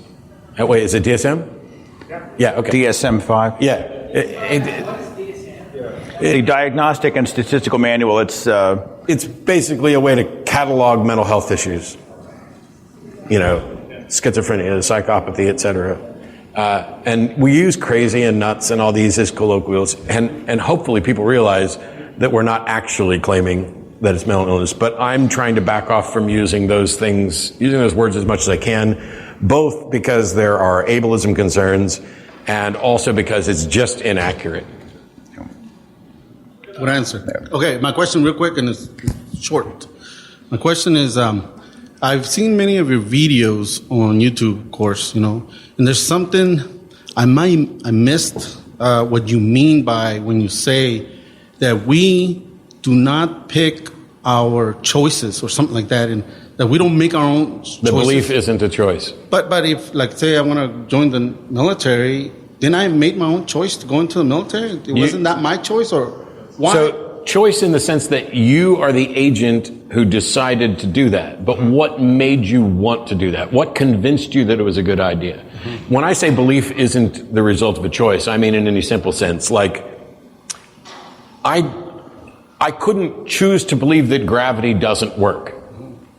But I could become convinced that gravity doesn't work, and I could become convinced to varying degrees for good reasons or bad reasons. But I don't just decide I'm going to believe Jesus is real. And this is, you hear this in a song, you know, I have decided to follow Jesus. Yes, you as an agent, probably without free will, at least in the sense we normally talk about it, decided to follow Jesus. But your belief, that thing that you accept, is always the result of becoming convinced. It just may be that you have really terrible criteria for what convinces you. Like, everybody else believes it, I'm going to go with it. And it feels like a decision because so many things we do are a decision. But I'm talking about something very specific beliefs don't exist in a vacuum in your head. They're the result of some thought process other than just, this is what I want. Because if we all believed the things we want, well, this world would be a mess. I mean, I don't want to say that. Now, did you just decide not to finish that sentence? Yes. But it wasn't an act of free will. Did you believe you were going to not finish that sentence? Not when I started it, but I became convinced that I shouldn't finish it. This stuff just cooks my noodle. Go ahead, ask a question, give a comment, and we'll see what we can do. All right. My name is Aaron, and I'm a huge disappointment to my family.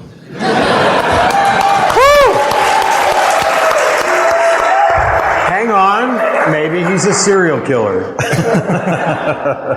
That'd be a lot more interesting than my story. You guys have talked about it quite a bit, and I appreciate the comments thus far. But how do you suggest that we connect with people who are still firmly in their religion? I'm the youngest of 7 kids in a Mormon family, and they're all extremely active in the church and have positions of leadership in the church, and they do all the right things as far as my parents are concerned. And it wouldn't matter so much if my parents weren't the next house down the street. And until last week, 5 of the 7 children lived in the same zip code here in Arizona. And so there's this immense pressure to conform, which I'm not going to. And I have a hard time having a relationship with anyone in my family. It's like trying to be best friends with flat earthers when I just could never do that. And that's been difficult because I've lost all the relationships I had with church people. Dropped me like a hot potato, of course. And that was our social structure, was the church and family. And now I feel kind of abandoned from both of those groups in a way. Do you feel abandoned because you disagree or because there's sort of an emotional blackmail happening on their end? Definitely the emotional blackmail from my mom especially. She's the offender, but she's doing what she thinks is best and right. And you know, my dad, when I came out to them, basically wasn't so veiled of a threat that my life was going to fall to pieces, and I would, regret this for the rest of my life and be in outer darkness away from everything I cared about in the end. Prove them wrong. Sorry? Prove them wrong. I am so far. Do you have kids? I have 1. I didn't say this. Grandparents really want to spend time with their grandkids. And you're allowed to set boundaries as a parent with regard to how people are going to treat each other in the vicinity of your kids. And I know there are people who look at it and say, oh, that's manipulative and below the belt. No. I've watched grandparents who have lost their child, grown person, to atheism, and they are secretly some of the most nefarious people about making sure that they're teaching their grandkids stuff on the sly, and they will lie straight to your face, and it's because they think they're doing something that's necessary and good.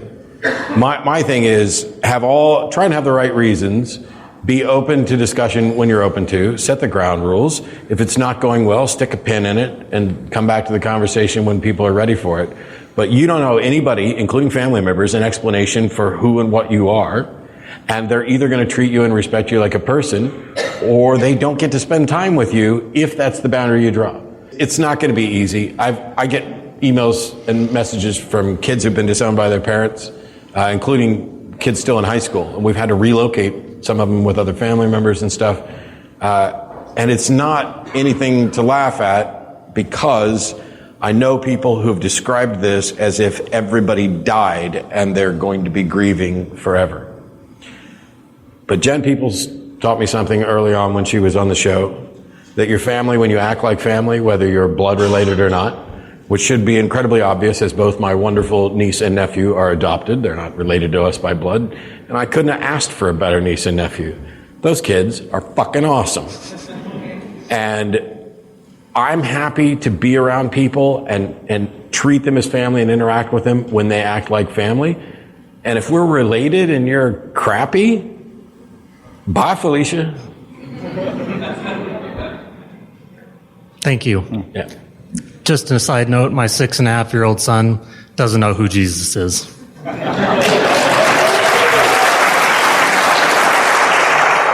So are you saying he's a fundamentalist Christian?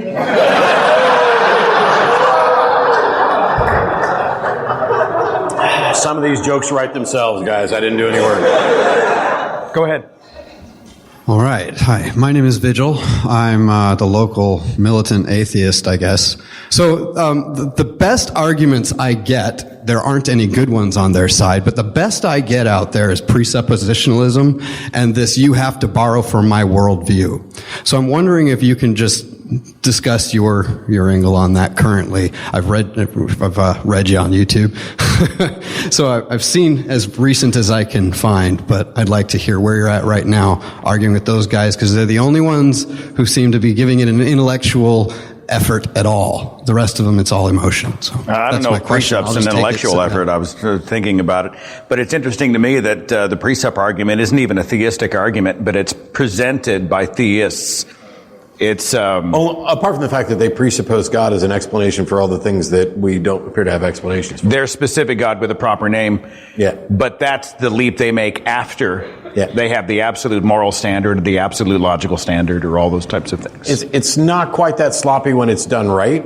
So most people are more familiar with most people in this room are probably more familiar with presuppositionalism because of my debate with Cy.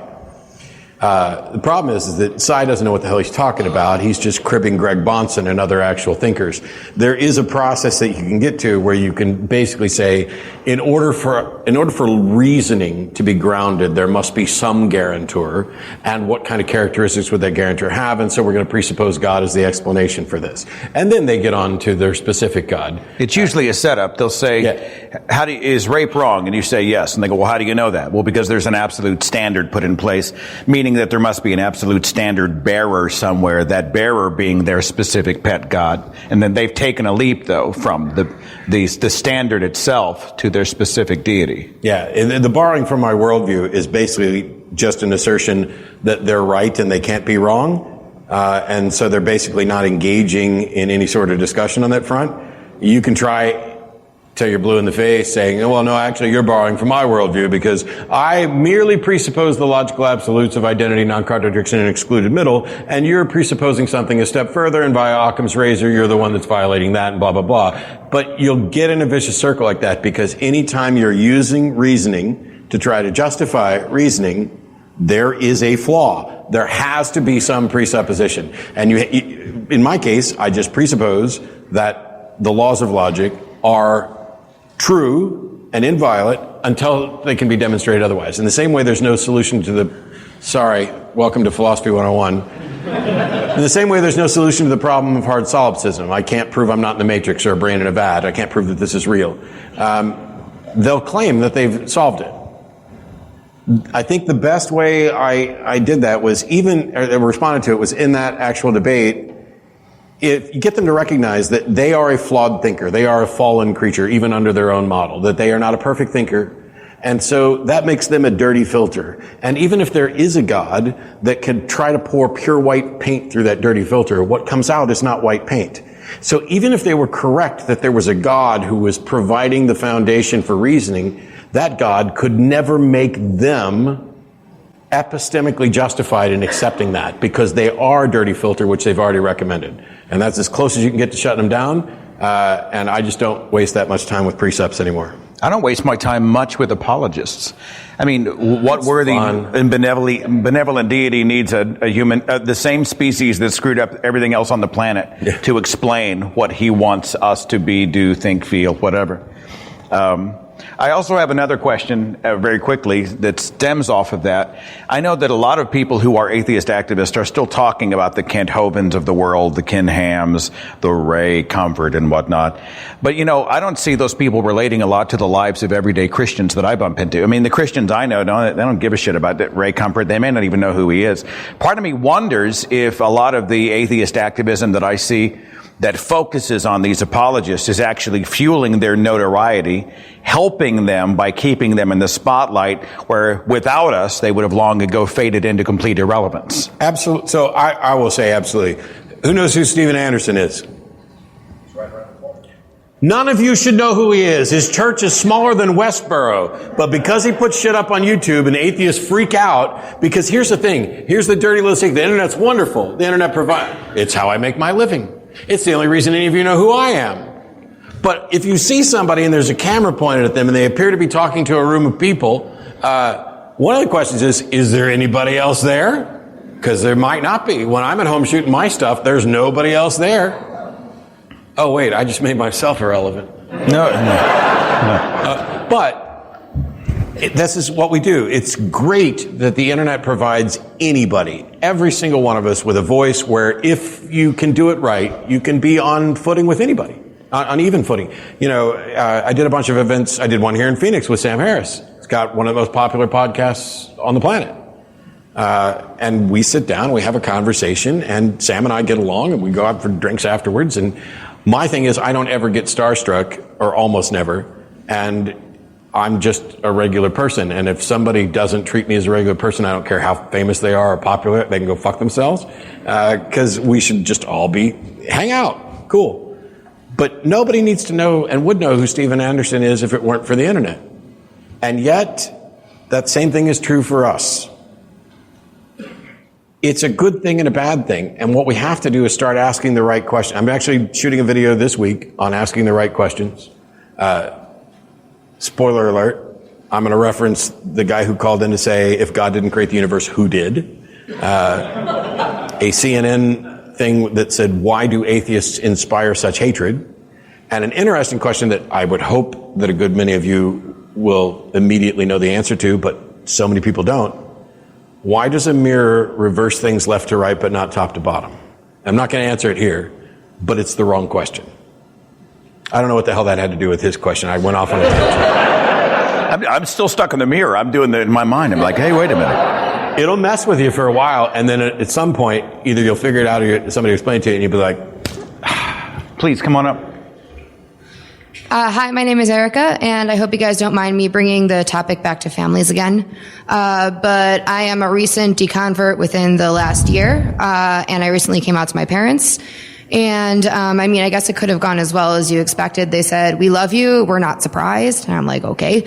But they also just kept changing the subject to something else. They didn't really want to talk about it. Whereas I was ready to talk about the issues and really get into it. And they just kind of said, we love you no matter what. And then kind of kept brushing me off. And I'm wondering, how can I open up the conversation to them for something that they think, I think they think it's just too difficult to deal with, so they're, putting it to the side, whereas I really want to, talk to them about this stuff. What do you mean by conversation? Are you wanting to explain your position and how you got to where you are, or are you trying to convince them, or something else?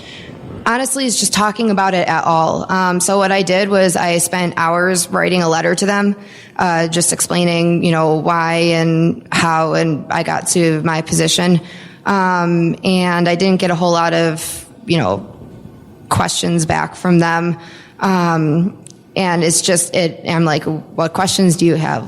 Do you want to talk about why I think like I do? And it's just, they kind of kept switching the subject. And I'm not looking to convert them. I'm just looking to have an open dialogue about this thing that was a huge part of our life, for decades. You desperately need them to know who you are. Yes, that's exactly how I feel. Need that. And it's incredibly frustrating because it goes both ways. So I was talking to somebody a minute ago. On the atheist experience, I don't make outgoing calls. And I don't go door to door. I have the conversations with the people who want to. And because of that, there was a period of time where I knew my parents didn't want to have the conversation, so I didn't. I'm going to respect their boundaries in the same way that I would hope they would respect mine. Unfortunately, it has to be that way from your side as well. And yet, the real problem here is that we live in a society with religious normalcy, where the default position is the assumption that you're a believer, like the woman on the plane who, you're going to teach them about the Bible, go get them. You move to a new town and it's, hey, what church do you go to? Have you visited a church? You want to go to my church? There's just this assumption because religion has this privileged position where it's the default thing to go to. When you're in that position, when you're in the minority position, I get it. For years, I wanted nothing more than for my parents to properly, fully understand who I am and why I believe what I believe. Because I know that they don't know either. And now, after all these years, they never really will. That 6-hour conversation with my mom over Christmas, which started with Trump, boy, that was a fucking nightmare, and ended with Jesus. A day later, my mom, because we talked about the Bible a bit, came up to me and she said, honey, I want to ask you something. And I was like, okay. And she said, I think I understand what you're saying is, if I talk to you about what the Bible says, that doesn't carry any weight because you don't believe the Bible's the Word of God. And I was like, hallelujah. I only said it 25 different ways over the 6 hours that we were having this conversation. And how hard is it for that light bulb to go off? I probably said those exact words at some point. But it also gives me hope. I don't think I'm ever going to change their mind. I don't think they're ever really going to know or understand. But I got something through. And now I know it's harder for them to go, God's just given him over to a reprobate mind. Devil's got a hold of our son. It's, oh, wait, he's not convinced of this. And that forces them to think about what might convince me, which for some people will force them to think about why are they convinced, which is the right question. You know, we talk about on the show, tell us what you believe and why, but the more important of those two is why, and even more important than that is, why should anybody else agree with you? I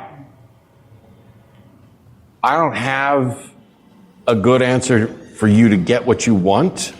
The closest I can do is say, you did the right thing in writing that and letting them know that you were open to conversation. Don't harp on it. Someday, something's going to happen, and they're going to ask you a question about who you are and about what you believe. It's going to come out of the blue. It's going to be in a side conversation about something. And instead of leading with, I'm an atheist and here's why, just be yourself and let them know that you still care about them. And you hope that they care enough about you to show an interest in who you actually are and that you're not closed to this. That's as close as I can get. Is that a prophecy? It is if it comes true. Oh. Because as we know from the Gospels... Thank you, Erica. I had to grieve a little bit I had these ideas in my mind. If only I explained it better the next time they'll get it. Yeah. And I had to come to a point in my life where I thought, if I can't control, what I'm doing is to a degree, I was putting on myself the responsibility for changing their minds, for getting them to accept me, for getting them to be open enough to at least sponge up these new ideas and try to have a measure of perspective. And I became so frustrated. I remember my father was telling me, the atheist has no joy. The atheist has no joy in his life. And I'm like, I have so much joy in my life, Dad. I'm doing what I love. I'm wired in with people who are just amazing and have had opportunities that I can't describe. And I've got a beautiful family, and I've never been so centered, and I'm in a great place. And he responded, this was a text, he's like, no, you're not. Yeah, I was saying, if only I explained it better, if only I just painted the picture in full Vista Vision color, he would, and the truth is, I was trying to, I had taken the responsibility of making him get it. And all I can do is paint the picture. I can't make him see the portrait. My dad did the same thing except with love. I was worried that he was going to think that I couldn't be moral. And he's like, no, of course you can. God writes his moral code on everybody's heart, whether you're a believer or not, so you can be moral. But God is love, and that means you can't love anybody, son, and that makes me sad that you'll never love anybody. And I said, well, I love you, Dad. And then I set about to make sure that he saw me love my wife, love my niece and nephew, love everybody, and that it was just genuinely, this is how I feel. Because I know that's going to put him in a position where there's a conflict in his head. But on that note of, oh, if only I said it different. I did the same thing for years. Let me find that magic bullet argument. Let me just see if I can do it. This is why I've done the atheist experience for 15 years, because something in the back of my head's like, you're going to get it right next time. You're going to get it right next time. You're going to get it right next time. Well, I've done it for 15 years. You've been doing this about that long. Not to blow our own trumpets, we got it right over and over and over again. At some point, it's not our problem, it's them, because I have no expertise in really much of anything. Oh yeah, I got subpoenaed as an expert in the Bible, but that's bullshit. If I have expertise in anything, it's about taking complex topics and making them accessible to anyone and everyone, which is why I spend so much time talking about philosophy. And if I can do that, and countless people can change their mind, and thousands upon hundreds of thousands of people are watching these things that you're putting out, I'd have to say, sorry, we are in fact good at explaining things. We're not always going to get it right. And at some point, the weight is on them and not on us. What I really like, too, is it's not really like with my mother and father. I'm more interested in the people who are in the offshoot, the other branches of the family tree, right? Well, because I know the kind of conversations that are taking place. Well, the atheist Seth, they can't have joy, but I have plenty of it. Yeah. Atheists can't have a true family. Well, I've got an amazing family. Atheists can't have purpose in their lives, but I've self-generated purpose. I'm doing what I feel like I really am. I have much purpose in my life. I'm messing up their categories. Oprah said we couldn't experience wonder. Yeah. So what happens is that, once the nephews and the nieces and other people hear these things, and then they look over for evidence of the claims that Seth has a really shitty life, and he is not having any fun, and he doesn't love people, and he doesn't have goodness and joy, and he's not living his best life, and they instead see somebody who's pretty centered, and who feels more comfortable in his own skin than he's ever felt, and is doing what he loves, and is communicating and connecting with people all around the world who have become members of his family. Tilt, they just can't process. And so there's great utility, I think, in being a living example of all of the goodness that the believers say that we cannot possess as non-theists, and embracing and owning that. And other people, they're not going to be able to jam that square peg into the round hole. And hopefully that'll bring them to a point of critical mass where perhaps when they go through some doubts in their own lives, they come scratching on your door. Amen. Let's make these real fast, and then I want to make sure that we sort of put an exclamation point on it before we lose the room. How long do we have, my friend? One or two more quick questions. Okay, go ahead. Cool. So first things first, I think that his name was Aaron. As a fellow ex-Mormon and parental disappointment, I can relate to you. So if you want to talk afterwards, I'll be out there. Well, this is a self-help meeting. I'm a happy guy. But my question to you guys revolves around community. As has been mentioned a few times, a lot of people find a sense of community, a sense of good, a sense of purpose in religion.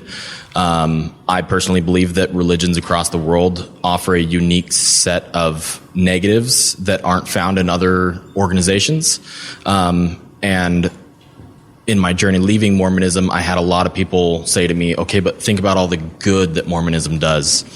And I'm wondering if there's a point, in your guys' opinion, at which the good outweighs the bad, that would kind of rationalize it in your brain for someone to stay rather than go. No. I expected to get that from you. Keep the good and get rid of the bad. Yeah. Nobody's ever been able to give me an example of anything that's true and good that can only be achieved by religion. What was it, Hitchens, who said, name for me a right and moral action that could be done by a believer that could not also be done by a non-believer? Yep. Awesome. Thank you. And by the way, thank you. I'm in favor of keeping the good and true wherever you find it. And there are plenty of things that are good and true within religions, because religions are the product of people, and there are plenty of things that are good and true that come from people. That's why one of the terrible arguments I hear by atheists is that, churches, like all pastors, are these greedy people living skating on a tax-free income, when they don't realize that most pastors make a pretty meager wage and work some serious hours as private servants of their church. And another one is that churches are greedy. They only do charity because they want an excuse to buy their way into heaven. When the truth is, a lot of churches are genuinely charitable because they are filled with human beings who grieve over the needs of needy people. But they have a religious framework for the giving that they do. But all the giving that they are responsible for, all that is the product of human hands. We could remove the supernatural aspect of it, and what do you have? You have humanism. And so that's something. Go ahead.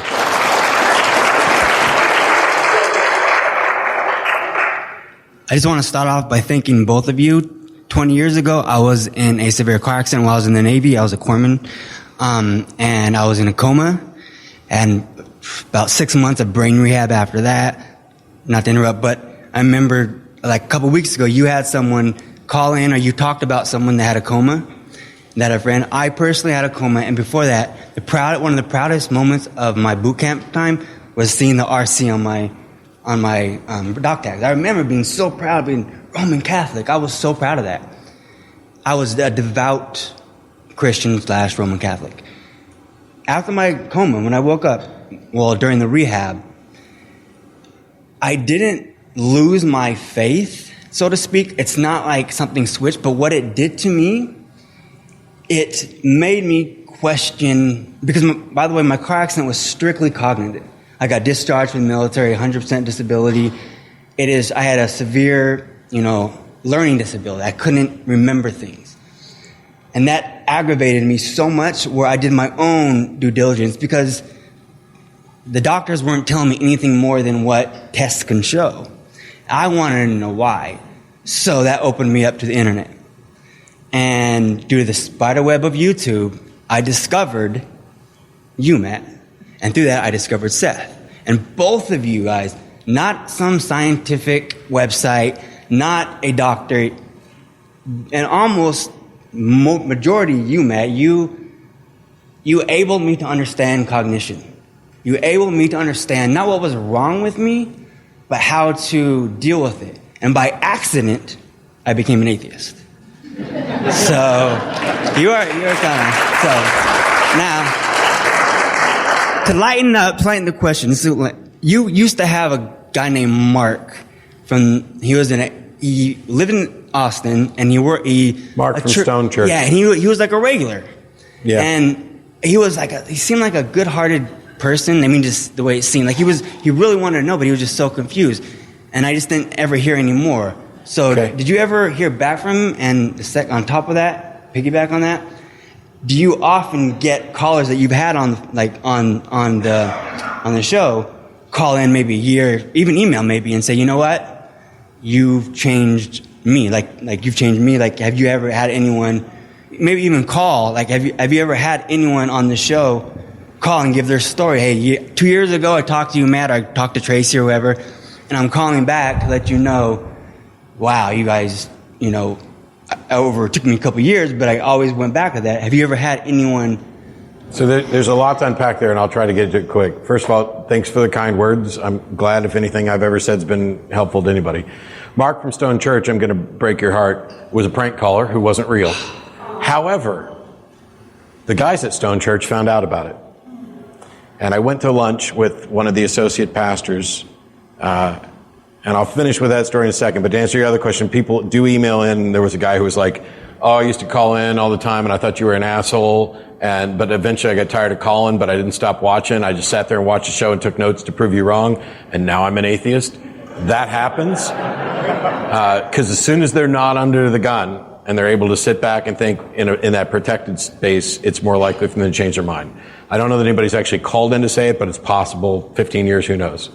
But the associate pastor from Stone Church Mark was saying things that just weren't true. He was suggesting that the youth group at the church was like all into my videos, and that the church had done something to like prohibit them watching it. I don't know. The associate pastor and I went to lunch at a Red Robin, and we became kind of fast friends. And Stone Church is a Calvinist church, and so we had really good conversations about free will, because at the time I'm still a compatibilist, but I don't say we have free will anymore. But Calvinists don't believe in free will. Basically, God dictates the things. And I remember saying, okay, well, then why do you proselytize? And he said, because I don't have any choice. And I loved it. And we were instant friends. And we had scheduled, he was getting ready to go off and do some mission work. And we were going to have, lunch when he got back. And I didn't hear from him. And months and months and months go by. And then somebody shows me a newspaper article. And he was killed by an IED in Afghanistan, I think it was. And I spent a lot of time sitting at the house trying to figure out, do I go to this guy's funeral and introduce myself to his wife? Ultimately, I didn't go. She and I had never met. And I think it was a mistake. Not because I would have been going there to proselytize on behalf of atheism, because I think she needed to know that two people with opposing views had lunch, became fast friends, were going to have a lot more conversation, and they were robbed of it. And there's a part of me that wanted to say they were robbed of it because your religion sent him out into a dangerous area to do this mission work, and he died. And that's the reason I didn't go. Because that's not what needed to be said. What needed to be said is, despite the fact that we disagreed, we laughed and we had fun conversations. And even if neither of us ever moved the needle on the other one's position, that's still true. I wish he'd survived. I wish we could have done some more lunches. He was a great guy. And we only knew each other for a couple of hours. So while there are prank callers to the show, and I can't always tell who they are, so I treat every caller as if it's real, because Poe's law says there's nothing so ridiculous that a prank caller could say that some true believer out there actually would believe it. But I feel robbed because I engage with a lot of preachers and apologists.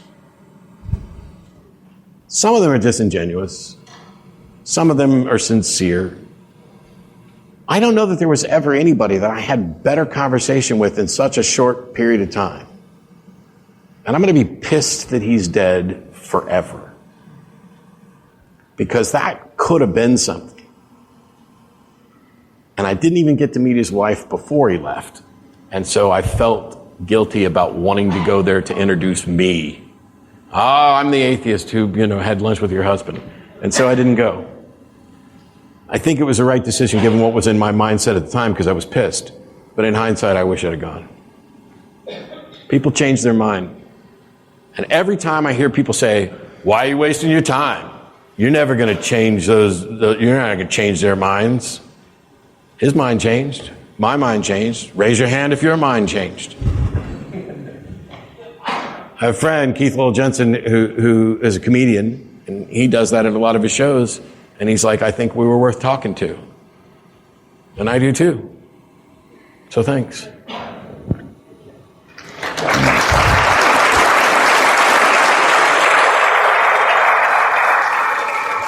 So who had an incredible night with Seth and Matt? Please know, if I may, what a gift all of you are to two activists who spend a lot of time producing, but we don't get nearly enough time connecting in environments like this to hear your stories. We just did a FaceTime with someone who was in Japan, and his mother was a believer, and caught one of our videos and started a journey and finished her life a free thinker living on her own terms. And as her son was telling the story, he broke into tears, and I was almost joking. I mean, this was during the intermission just now. Please know, none of us are taking this journey by ourselves. All of us could raise our hand if we thought, well, is there someone who encouraged me or who reminded me I wasn't alone or that I'm not crazy, or was there someone who produced something that I saw one time, or did he published a book or bumped into me at the office, or just reminded me that it's okay, I'm not alone, I'm not crazy, I'm not alone, I'm not crazy, I'm not alone, I'm not crazy. I want us to have been that for you today. I want you to look around the room, and I want you to see like-minded faces, people who get you, people who will not judge you, people who are your family and community when your regular bio family will not be. I hope you have, if nothing else, take away from tonight a reminder that, we are part of the single fastest rising demographic in the United States, the non-religious. People are walking away from it. They don't need it. But I'll tell you, we still need each other. And I hope tonight you will know that I need you. Matt and I both are tremendously thankful for you, your participation, your presence, what you do here in the Phoenix area and far beyond, the activism that you have in your own life, the bravery that you show with your family, your friends, your community, your employers. You are part of the positive change. You are part of a transformation that's taking place in the United States. Despite the difficulties, you are helping to change the world. Be encouraged. You are making a difference. I hope you take that message home with you tonight. And thank you all very, very much for coming. Follow The Thinking Atheist on Facebook and Twitter for a complete archive of podcasts and videos, products like mugs and t-shirts featuring the Thinking Atheist logo, links to atheist pages and resources, and details on upcoming free thought events and conventions. Log on to our website, thethinkingatheist.com.